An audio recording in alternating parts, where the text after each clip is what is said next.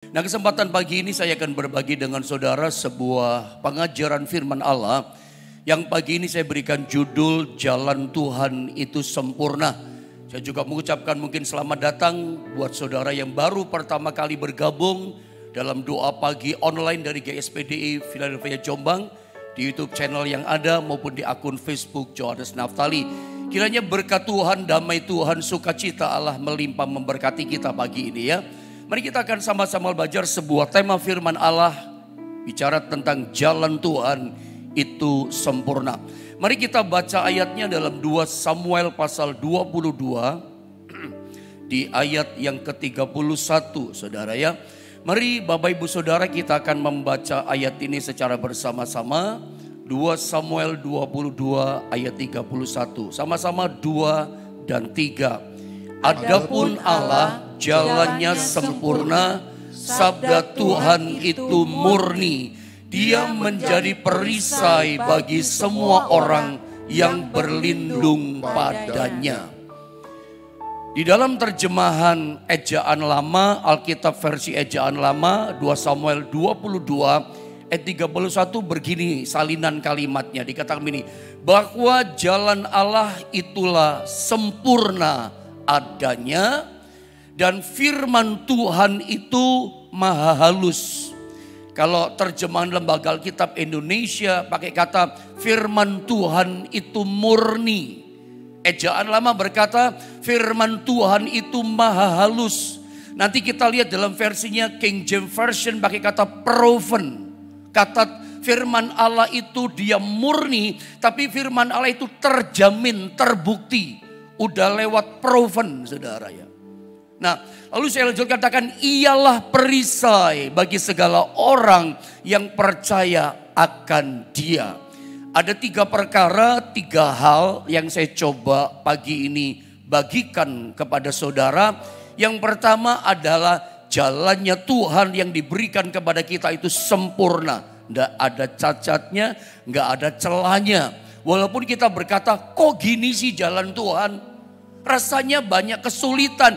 Jalan Tuhan kok banyak turun. Jalan Tuhan kok menakutkan begini. Tapi firman Allah berkata jalannya Tuhan sempurna buat kita. Yang kedua kita akan belajar sabda Tuhan atau firman Tuhan itu adalah murni, maha halus, proven. Lalu yang ketiga kita akan sama-sama belajar tentang Tuhan itu atau firman Tuhan yang kita percaya. Itu ternyata menjadi perisai bagi orang yang berlindung padanya. Jalan yang sempurna, jalannya firman Allah itu murni. Lalu firmannya atau kuasa Tuhan itu menjadi perisai, perlindungan buat setiap kita.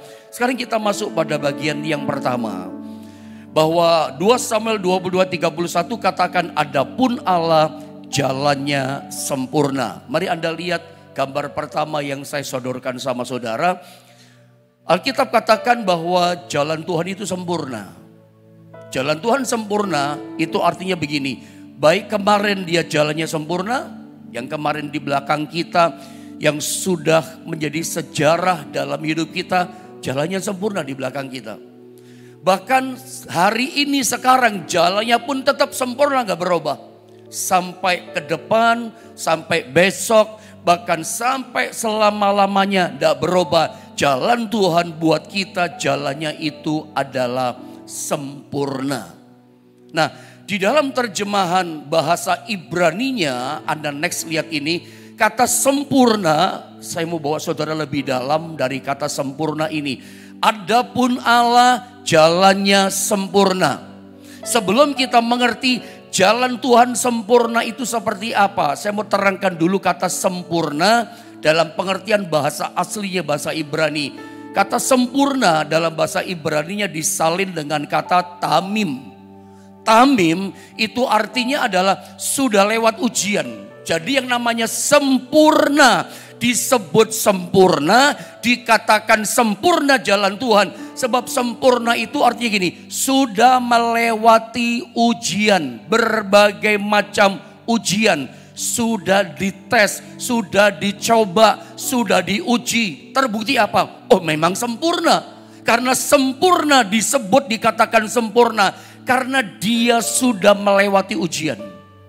Kedua, sudah lewat saringan filterisasi yang sulit-sulit dan terbukti sempurna. Proven ini udah dites. Bahkan yang ketiga artinya adalah sudah melewati hal-hal yang sulit, hal yang sukar. Makanya saya gambarkan kata sempurna dalam teks asli itu lebih tepat kalau diterjemahkan, diartikan lewat sebuah cerita. Seperti seorang tukang emas, tukang kemasan itu. Ketika dia membentuk liontin, gandulnya kalung.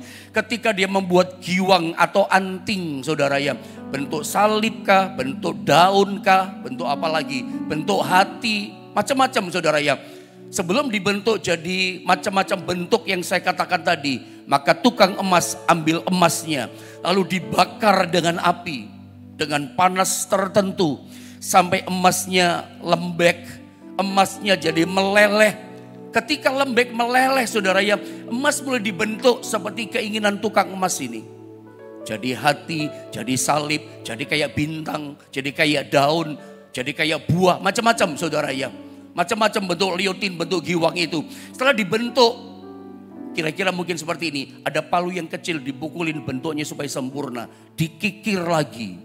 Ambil alat ukir lagi. Bentuk daunnya supaya bagus. Bentuk salibnya dan macam-macam masih dikikir. Kemudian baru dipoles, dihaluskan. Mungkin setelah dipoles dari api tadi saudara ya, dimasukkan dalam air lagi, dipoles lagi. Setelah bentuknya sempurna bagus, setelah kilaunya, mengkilapnya keluar, baru ditaruh di meja etalase. Itu kan prosesnya kan untuk sempurna. Baru ditaruh meja etalase di toko, baru dipajang. Sebelum prosesnya sampai selesai, sebelum jadi bentuk yang sempurna, tidak bisa dipajang di meja etalase, dipamerin di toko, dijual di toko. Prosesnya harus sampai selesai. Lewat macam-macam proses, saringan, ujian, hal-hal yang sulit. Seperti emas ini jadi bentuk yang indah. Dan saya mau katakan, seperti itulah ternyata jalan Tuhan yang sempurna buat kita. Saya mau bicara sedikit saja ya. Kata sempurna, kalau kita lihat di sepanjang Alkitab dengan cermat kita baca dari mulai kitab Kejadian sampai kitab Wahyu, yang saya temukan begini. Yang pertama, kata sempurna dikenakan pada hidup seperti ini. Kita anak-anak Tuhan itu akan disempurnakan nanti. Ingat, ketika kita percaya kepada Yesus sebagai Tuhan dan Juru Selamat kita, kita percaya dosa-dosa kita diampuni. Yang tadinya gak layak jadi dilayakkan. Iya kan? Tadinya hidup kita gak benar, dibenarkan oleh darah Yesus. Dan tujuan kita dibenarkan, dilayakkan. Tujuan kita percaya ikut Yesus. Cuman satu tujuannya, bukan jadi tambah kaya. Bukan sukses tujuan kita ikut Yesus. Bukan supaya tujuan hidup kita senang dan happy. Enggak, itu tujuan yang salah. Selalu saya ajarkan berkat, kesuksesan, kemenangan itu cuman bonus dari Tuhan. Hasil iman kita yang setia itu cuman fasilitas yang melengkapi hidup kita. Tuhan baik, kita dikasih berkat. Tapi cuman fasilitas melengkapi hidup kita. Itu bukan tujuan utama. Saat kita jadi Kristen yang sungguh-sungguh beriman, setia, cinta Tuhan, waktu kita jalan di depan kita, itu ada bonus. Kanan kiri kita ada berkat, di depan kita ada berkat. Itu cuma pemberian bonus untuk fasilitas hidup kita. Saya mau ingatkan, tujuan nomor 1, tujuan utama kita ikut Yesus, Roma 8 ayat 28-29 di bawahnya, adalah supaya kita serupa dengan gambar anaknya.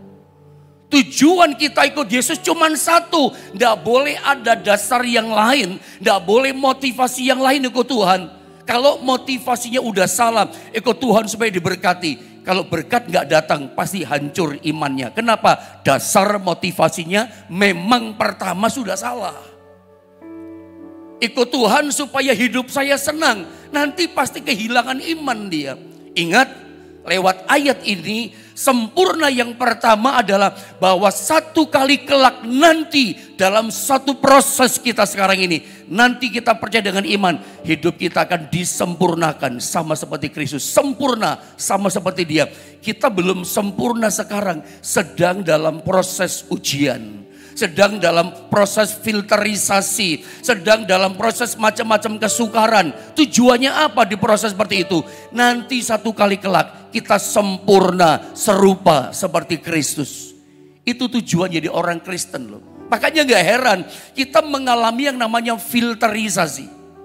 Kita mengalami yang namanya kesulitan demi kesulitan. Ada proses kesukaran. Ada jalan hidup yang tidak nyaman, yang tidak menyenangkan, yang tidak kita harapkan. Itu proses filterisasi. Untuk apa? Diproses satu kali kelak. Ketika proses selesai kita lewati, kita sempurna serupa seperti Kristus itu. Sekarang belum, tapi dalam proses. Makanya jangan jadi anak Tuhan yang kagetan. Kalau tiba-tiba datang kesulitan, tiba-tiba datang masalah, saya mau katakan itu proses kita. Itu filterisasi kita.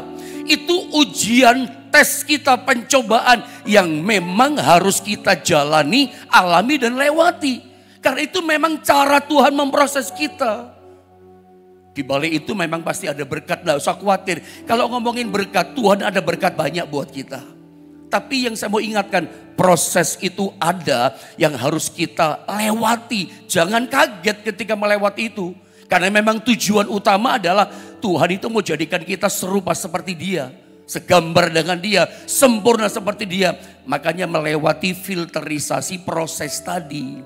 Jadi yang pertama, kata sempurna itu menunjuk kehidupan kita. Nanti kita akan disempurnakan sama serupa seperti Dia. Sekarang belum, tapi nanti sempurna. Yang kedua, ayat ini khususnya 2 Samuel 22 ayat 31. Kata sempurna di sini menunjuk arti jalannya Tuhan yang sempurna. Makanya kita bicara jalan yang sempurna.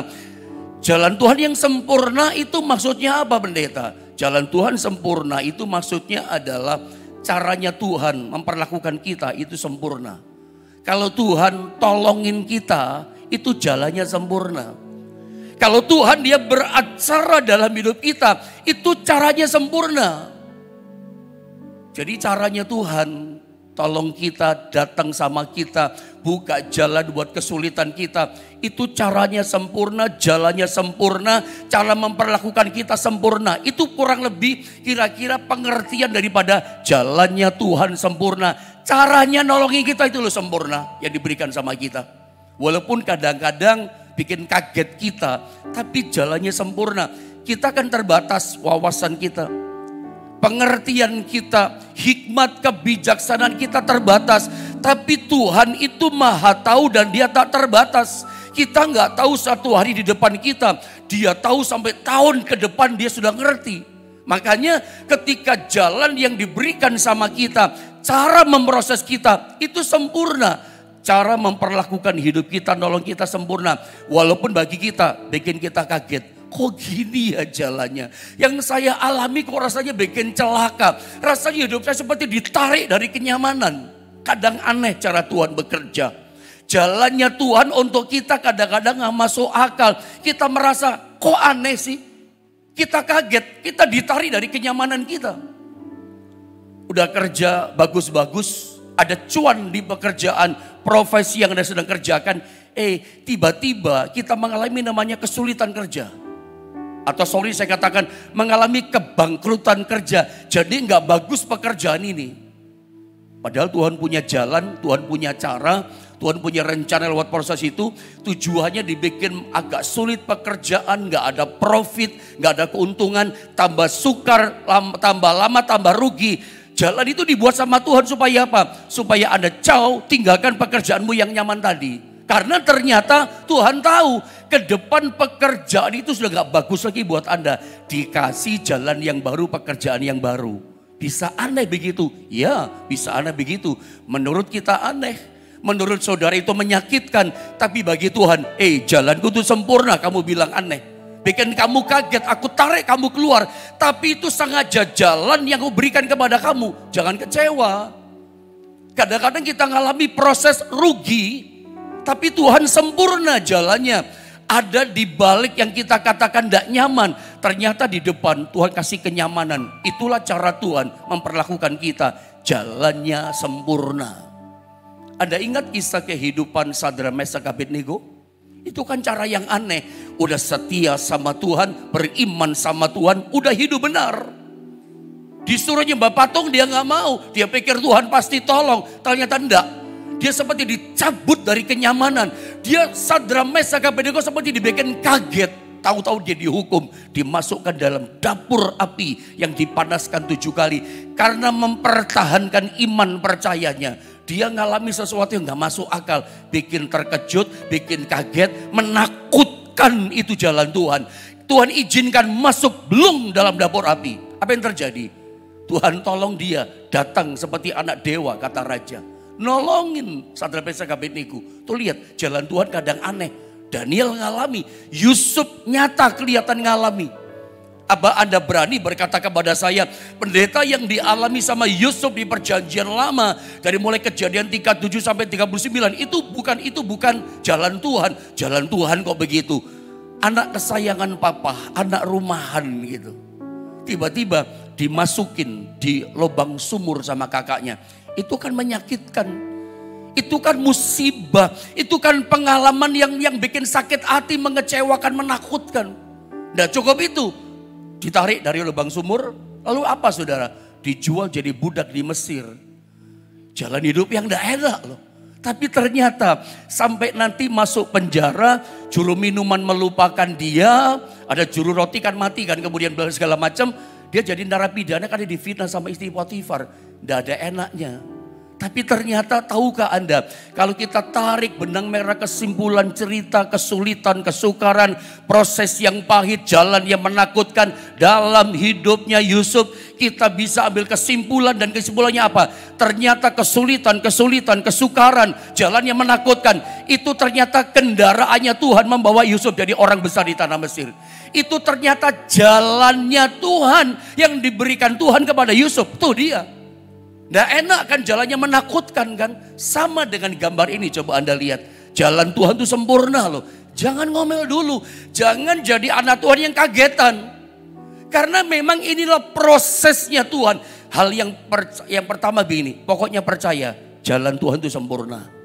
Anda lihat contoh ini. Gambar ini ya. Waktu Yesus lahir di dalam dunia ini. Israel tuh dijajah. Bahkan hampir seluruh dunia, bukan cuma Israel, dijajah oleh bangsa Romawi.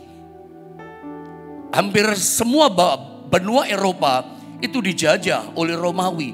Romawi di masa itu 2000 tahun yang lalu hampir pernah menguasai seluruh dunia. Nah pertanyaannya gini, kenapa Yesus Kristus, Allah yang menjadi manusia, datang ke dunia ketika bangsanya Yahudi, bangsanya Israel dijajah, dikuasai oleh bangsa Romawi. Bahkan ketika Yesus datang sebagai juru selamat dunia, dunia di mana kita ada itu hampir dikuasai, dijajah bangsa Romawi. Kenapa seperti itu? Coba Anda lihat ceritanya. Ketika Yesus ada dalam kandungan Maria, hari-hari saat Yesus mau dilahirkan, Anda tahu cerita itu. Tiba-tiba ada sebuah perintah maklumat dari Kaisar Romawi yang bernama Kaisar Agustus. Mengatakan apa? Ada sensus penduduk. Kaisar dari Romawi memerintahkan seluruh dunia, bangsa-bangsa yang menjadi jajahannya harus mengadakan cacah jiwa sensus penduduk. Orang dari Bethlehem mesti kembali ke Bethlehem. Dari Galilea kembali ke kampung halamannya Galilea.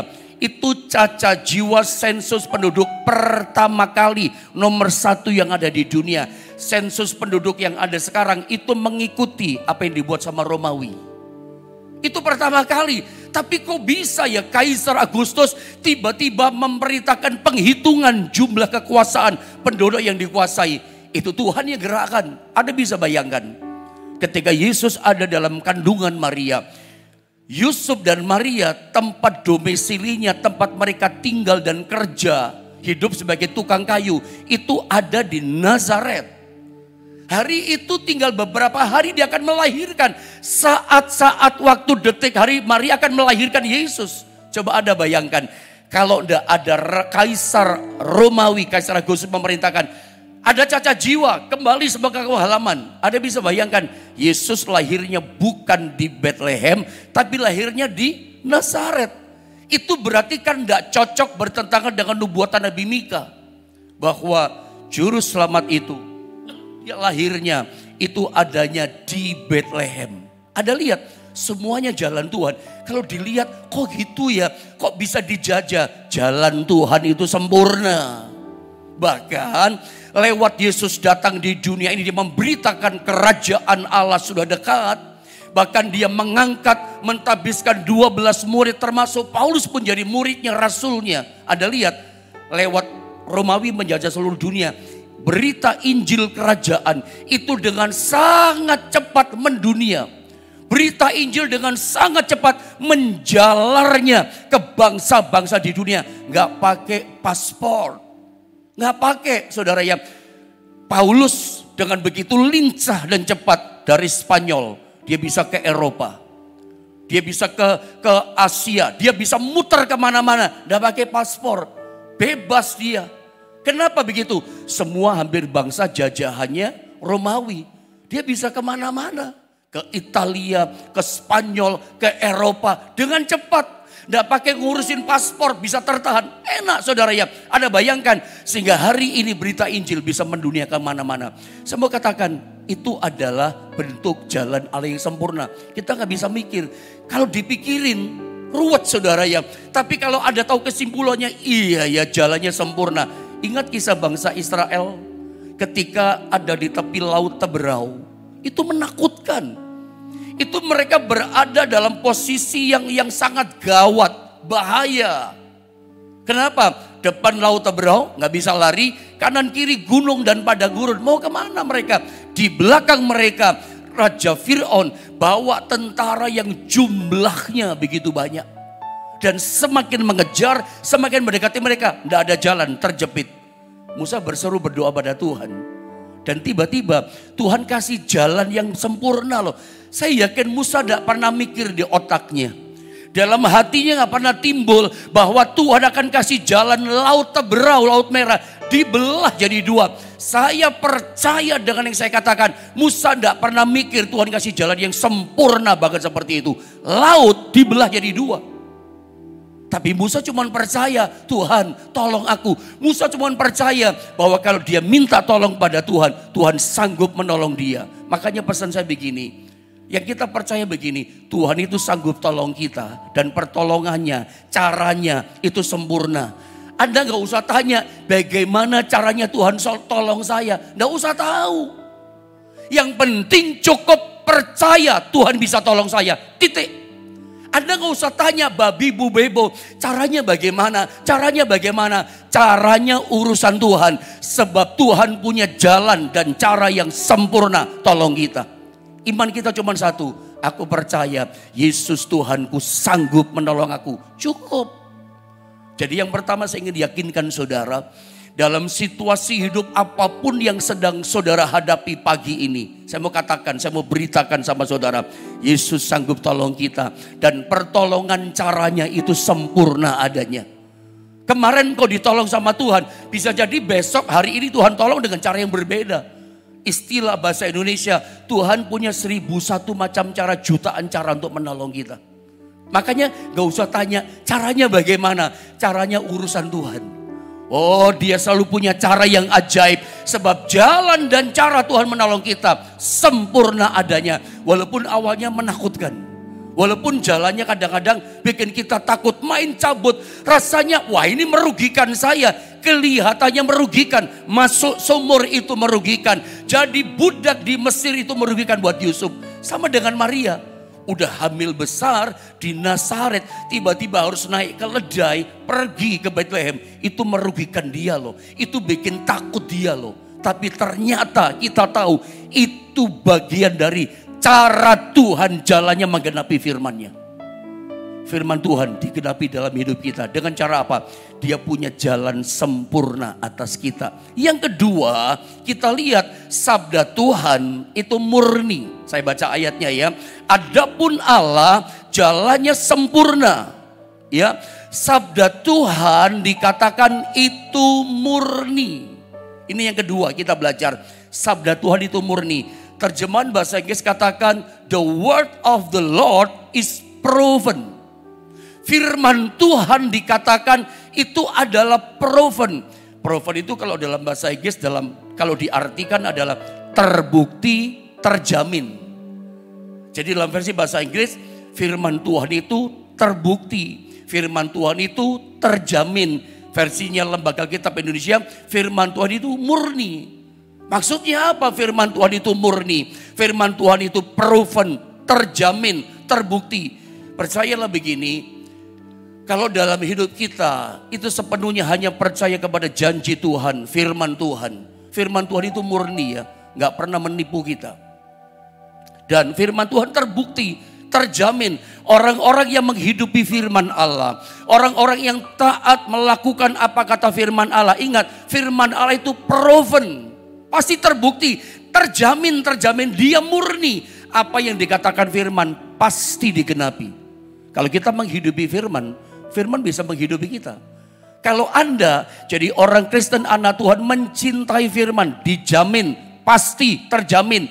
Firman Allah pun mencintai saudara. Dan itu terbukti kan? Anda bisa membuktikan melihat kanan kiri, buka mata lebar-lebar. Noh, lihat sana. Anak Tuhan yang cinta firman, cinta Tuhan. Menghidupi firman, firman menghidupi dia. Firman mencintai dia. Orang menghormati firman, firman pun pasti menghormati dia. Itu terbukti, terjamin, proven, murni. Ada sebuah cerita seorang bernama Helen Keller. Anda bisa membaca kisahnya di Google, atau banyak cerita yang menceritakan seorang wanita yang buta sejak kecil yang bernama Helen Keller. Meskipun dia buta, orang ini cinta Tuhan. Dia setiap hari baca Alkitab pakai huruf Braille tentunya. Dia menyembah, berdoa, mengalami cinta Tuhan. Nah, dari perenungannya akan firman yang dia baca setiap hari, dia minta orang menulis gitu ya. Kata-katanya dikte dari dia, apa yang dia dapat dari Tuhan. Pewahyuan, rema yang diberikan Tuhan kepada Helen Keller. Dia katakan, dia diktekan kepada orang yang menulis. Jadi juru tulisnya, ditulis saudara ya. Dan ternyata kemudian dibukukan jadi sebuah buku. Buku rohani namanya kan. Penulisnya adalah Helen Keller. Ternyata banyak orang diberkati, bahkan kadangkala baca kata-kata rohani, renungan-renungan kehidupan dari Helen Keller. Banyak orang dijamah Tuhan, banyak orang jutaan dilawat Tuhan, banyak orang meneteskan air mata menangis ketika membaca renungan-renungan harian yang ditulis oleh Helen Keller. Bukunya itu, jutaan orang diberkati. Sehingga Helen Keller boleh dikatakan menjadi orang yang terkenal saat itu. Sampai satu kali, ini kan buta dari kecil kan. Ada seorang dokter yang diberkati dengan tulisan-tulisan Helen Keller. Membawa dia kembali sama Tuhan, dokter ini. Membuat dia mengalami cintanya Tuhan gitu. Sayang sama Tuhan kembali. Lalu dia coba cari penulis namanya Helen Keller. Yang dia tahu, dia baca, memang buta orang ini. Dia cari Helen Keller. Ketemu di rumahnya. Dan dia menyampaikan keinginan harapannya. Bahwa dia berkata begini, maukah engkau Helen Keller, aku bawa kamu ke rumah sakit, aku dokter spesialis mata. Aku akan operasi mata kamu, aku akan berusaha cari orang yang donor kornea mata. Aku cangkokkan di mata kamu, nanti kamu bisa melihat dunia, bisa melihat sekitarmu. Kamu bisa baca Alkitab dengan mata yang jelas. Anda tahu apa jawaban Helen Keller terhadap tawaran yang sangat luar biasa dari seorang dokter yang menawarkan semuanya free tanpa bayar? Anda tahu jawaban Helen Keller di luar dugaan. Dia berkata, saya tidak mau. Saya tidak mau melihat. Aneh ya, orang buta kan pengen melihat. Helen Keller gak pengen melihat. Bartimeus saja cari Yesus pengen melihat. Itu cerita Alkitab. Tapi orang ini, wanita ini gak mau melihat. Dokter mau bantu dia, enggak dokter terima kasih, saya nggak mau melek, nggak mau melihat. Kalau nanti saya melihat, saya melihat pertama itu di sorga. Dan saya lihat nomor satu adalah Yesus yang saya cintai. Saya nggak mau lihat yang lain. Saya cuma mau lihat yang pertama, Yesus yang saya lihat. Saya merinding nih ngomong ini saudara ya. Kok ada orang kayak gini, saking cintanya sama Tuhan. Saking cintanya menghidupi firman. Sampai dunia dan sekitarnya tidak bisa memuaskan hatinya. Cuman Yesus dan firman-Nya memuaskan hatinya. Dan saya mau katakan, kalau ada orang seperti Helen Keller, cinta firman, menghidupi firman. Firman Allah seperti mendarah daging dia lakukan dalam hidupnya. Firman pun mencintai dia.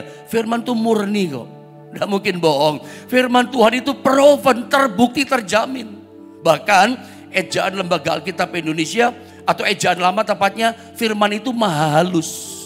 Halus. Anda tahu? Yesus pernah berkata, aku roti kehidupan. Roti itu dari gandum yang ditumbuk. Harus jadi halus dulu, jadi tepung yang halus, baru bisa diolah jadi roti. Ketika Yesus berkata roti kehidupan, banyak orang menentang. Tapi memang Yesus roti kehidupan, bahannya dari gandum. Israel pun ketika di padang gurun menerima roti kehidupan itu namanya adalah mana. Coba Anda lihat ini. Mana itu menjadi makanan umat Tuhan selama 40 tahun di padang gurun. Yang kedua, setiap pagi sebelum matahari terbit itu dipungut 1 gomer. Saya kasih tulisan saja ya, saya baca. Yang memungut sedikit dan banyak hasilnya tetap 1 gomer. Cukup untuk 1 hari. Tuhan larang mereka mengambil mana berlebih-lebih. Cukuplah untuk makan kamu 1 hari supaya kamu kuat. Yang ketiga, mana yang disimpan untuk besok hari pasti berulat. Jadi disimpan Minggu sampai Kamis berulat. Dan hari Jumatnya mendekati Sabat, mereka harus memungut 2 gomer, 2 kali lipat. Kenapa? Gomer itu untuk Jumat dan untuk 1 gomer untuk Sabat. Sebab hari Sabtunya Sabat itu tidak turun lagi itu mana. Makanya disimpan jadi basi kan. Tapi kalau begitu mau Sabat, mungutnya 2 kali lipat. Karena Sabat itu kan hari ke-7. Ya, dimana roti nggak turun lagi. Hari ke-6-nya itu mungutnya mesti double. Makanya setelah yang ke-5 ini, hari Sabtu, ya mana hari Sabtu itu hari Sabatnya orang Yahudi. Mana tidak turun, sebab hari itu adalah Sabat yang kudus. Mereka tidak boleh bekerja, mereka tidak boleh lakukan apapun, tidak boleh mungut yang namanya mana. Kenapa? Hari ke-6 itu mana dicurahkan dengan limpah. Kalau saya gambarkan secara rohani sama saudara, Anda dan saya, kita ini bagaikan hidup di hari yang ke-6. Tidak lama lagi Sabat itu akan datang. Yesus akan datang kedua kali sebagai mempelai laki-laki yang sempurna, menjemput kita mempelai wanitanya, gereja yang sempurna. Kita berada di hari yang ke-6. Maksudnya apa? Di mana firman Allah itu, mana yang murni, yang maha halus turun itu limpah dicurahkan. Anda bisa dapatkan kapanpun. Dan itu terbukti loh. Di mimbar-mimbar gereja, firman itu limpah. Dari banyak hamba-hamba Tuhan yang luar biasa. Dan menurut saya ya, kalau saya ngikutin khotbah, karena saya pun masih belajar saudara ya. Biarpun saya jadi gembala, melayani hampir 27 tahun, saya 23 tahun saya menggembalakan, 24 tahun hampir menggembalakan. Saya masih belajar dari tokoh-tokoh hamba Tuhan tertentu, saya ikuti kehidupan rohaninya dan seterusnya. Kalau saya lihat khotbah dari banyak hamba Tuhan, itu luar biasa loh. Cara berceritanya, cara menyingkapkan pewahyuan ayat itu sangat menarik kata-katanya. Sangat luar biasa pewahyuan terobosannya. Bandingkan dengan firman Tuhan yang disampaikan tahun 60-an, tahun 70-an, tahun 80-an, tahun 90-an. Beda loh. Anda bayangkan kalau penyampai firman Tuhan pakai gaya tahun 60-an, 70-an. Zaman sekarang jemaat dengar gak laku. Jemaat, ini khotbah apa ini? Kok ayatnya banyak cuman ayat gak diterangkan satu pun. Main hantam ayat. Orang bingung. Tapi zaman dulu tahun 60-an 70-an. Orang itu bisa nangis loh dengar khotbah itu. Orang bisa tertemplak oleh dosa. Orang bisa bergetar mendengar firman disampaikan hamba Tuhan tahun 60-an. Meskipun sederhana. Walaupun kalau disampaikan zaman sekarang. Orang pikir gini, waduh udah ngerti saya. Kurang menarik. Tapi di masanya itu luar biasa loh firman Allah. Zaman sekarang saya boleh katakan tahun 2000-an apalagi 2024. Firman itu limpah. Dicurahkan. Seperti mana pada waktu hari ke-6 itu limpah, mereka ngambilnya double. Tergantung ini loh, lembaran hati kita. Lebar-lebar gak dibuka atau terima firman itu. Saya rindu lewat setiap firman yang Anda terima setiap hari. Anda masukkan di hati, Anda lakukan, Anda hidupi.